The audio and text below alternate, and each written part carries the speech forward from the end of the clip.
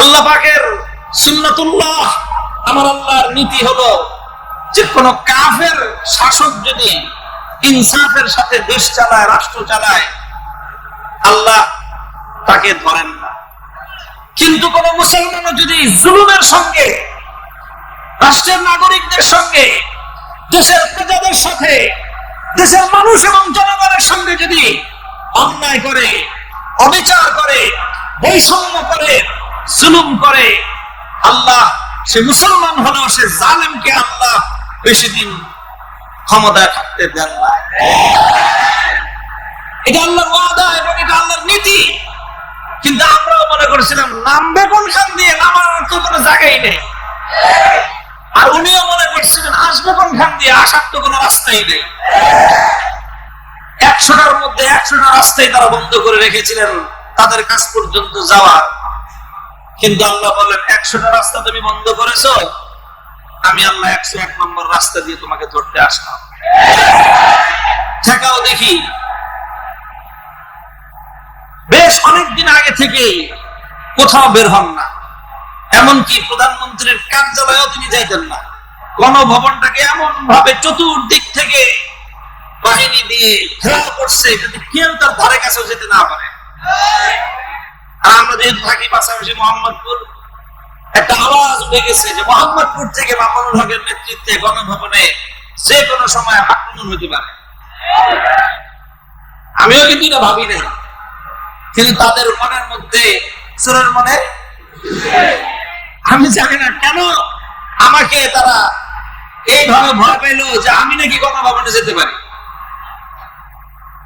তো পরে যখন আল্লাহ পাক রব্বুল আলামিন আসলেন, আল্লাহর আযাব যখন আসলো, 100 রাস্তা বন্ধ করছে, আমার আল্লাহ 101 নম্বর রাস্তা দিয়ে পাকড়াও করতে চলে আসছে। এটা মনে রাখবেন। আল্লাহ বলতেছেন ফাতাহুমুল্লাহু মিন হাইসু লাম ইয়াহতাসিবু। তুমি যদি কেউ চিন্তা করে থাকো যে আল্লাহর পাকড়াওকে তুমি এড়িয়ে যাবা, আল্লাহর আযাব আসার রাস্তা তুমি বন্ধ করে রাখবা, বোকার স্বর্গে বসবাস করো। আল্লাহ যে কোনখান দিয়ে, কোন পেছে, কোথায় দিয়ে যে তোমাকে আঘাত করবেন, তোমার সমস্ত কলা কৌশল, তোমার বাপদাদার সমস্ত কৌশল, তোমার বন্ধুদের সমস্ত কৌশল, তোমার জ্ঞাতি গোষ্ঠীর সমস্ত কৌশল, তোমার দেবর ভাসুরদের সমস্ত কৌশল, এই সব ব্যর্থ হয়ে যাবে, কোনটাই কাজে লাগবে না। উপায় কি? উপায় হলো যেই কারণে আল্লাহর আযাব আসে সেই কারণ দূর করো, আল্লাহর আযাবকে প্রতিহত করার কোনো চেষ্টা করো না। মুহতারাম হাজিরিন, এটা শিক্ষণীয় দৃষ্টান্ত, শিক্ষণীয় দৃষ্টান্ত। সমস্ত আয়োজন সম্পন্ন ছিল। এরপরে আমরা কি দেখলাম? এরপরে দেখলাম যে চতুর্দিক থেকে আল্লাহ পাক রব্বুল আলামিন এমন ভাবে পঙ্গপালের মতো আবাবিল পাঠিয়ে দিলেন। ছোট ছোট মানুষ, ছাত্র, এরা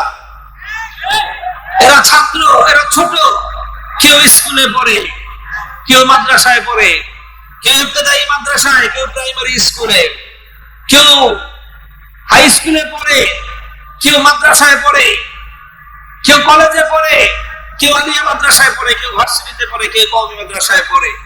এইভাবে ছাত্র জনতা যখন নামলো, ছাত্র জনতাকে রোধ করার জন্য, তাদেরকে প্রতিহত করার জন্য তারা কি করলেন?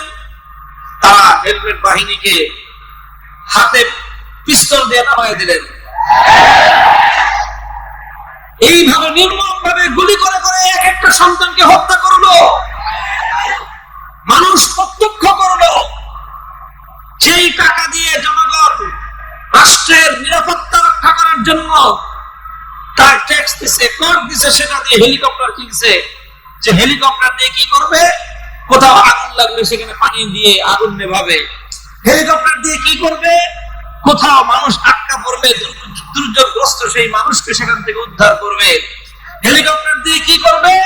দেশের মানুষের উপর বাইরে থেকে কোনো আক্রমণ আসলে সেই আক্রমণ প্রতিহত করা হবে।